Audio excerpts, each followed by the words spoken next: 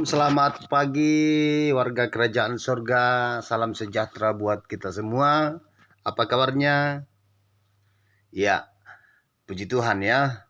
Saya berharap agar kabar kita semua tetap dalam lindungan Tuhan. Saudara kekasih dalam Tuhan, pada pagi hari ini saya sedikit akan membawakan firman Tuhan yang terdapat dalam 2 Tawarik 19 ayat yang pertama sampai yang ketiga. Firman Tuhan yang singkat ini, yang dimana lembaga Alkitab memberi judul, Pelihat Yehu menegur Raja Yosafat. Saudara kekasih dalam Tuhan, saya akan membacakan firman Tuhan ini. Saudara bisa menyimaknya dengan baik ya. Yosafat Raja Yehuda pulang dengan selamat ke istana di Yerusalem. Ketika itu Yehu bin Hanani pelihat itu pergi menemuinya dan berkata kepada Raja Yosafat, "Sewajarnyakah engkau menolong orang fasik dan bersahabat dengan mereka yang membenci Tuhan? Karena itu Tuhan murka terhadap engkau." Saudara kekasih dalam Tuhan, pada zamannya itu orang tidak boleh bertemu atau berteman dengan orang-orang fasik atau orang-orang yang membenci Allah. Kecuali orang itu terlebih dahulu bertobat dan datang kepada kita, itu wajar. Ya, ini zamannya pada waktu itu. Memang dan harus begitu. Saudara kekasih dalam Tuhan, Raja Yosafat ini sebenarnya sudah dimurkahi Tuhan. Kalau kita melihat di situ kata Yehu, orang pelihatnya Tuhan itu berkata demikian, Tuhan akan murka terhadap engkau karena engkau bersahabat atau berteman, bergaul dengan orang-orang fasik, orang-orang yang membenci Tuhan. Kenapa Yehu berkata demikian? Karena memang Allah datang kepada Yehu dan berkata, sampaikanlah kepada Yosafat. Tetapi saudara kekasih dalam Tuhan, kalau kita membaca ayat yang ketiga yang mengatakan, namun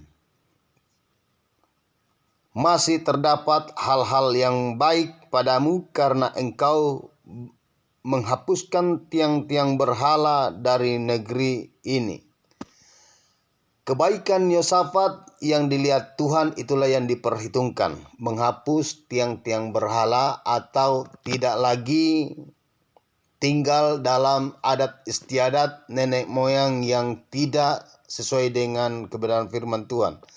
Tiang-tiang berhala ini adalah tugu-tugu yang didirikan oleh leluhur atau adat istiadat yang jauh daripada Tuhan. Jadi bukan saya berkata bahwa adat istiadat itu tidak baik, tidak.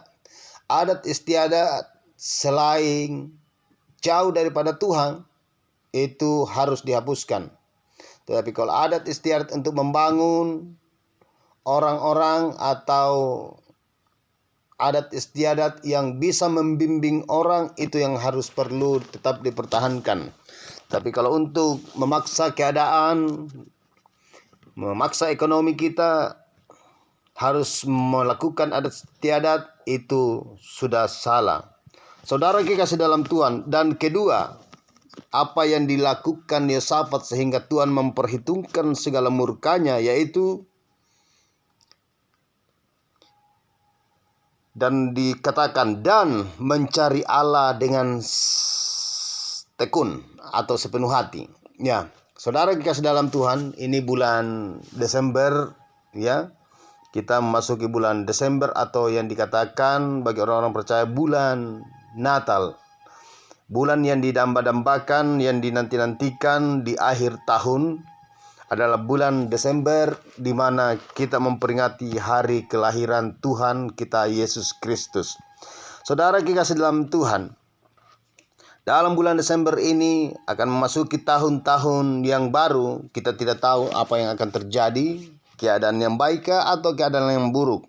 Tetapi firman Tuhan yang datang pada pagi hari ini, marilah kita menantikan Tuhan dengan tekun.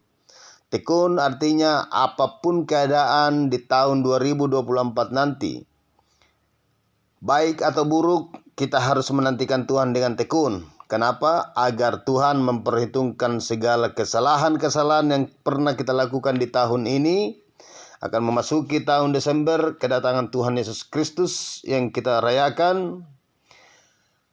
Tetaplah bertekun, karena Tuhan memperhitungkan semuanya itu. Amin. Puji Tuhan.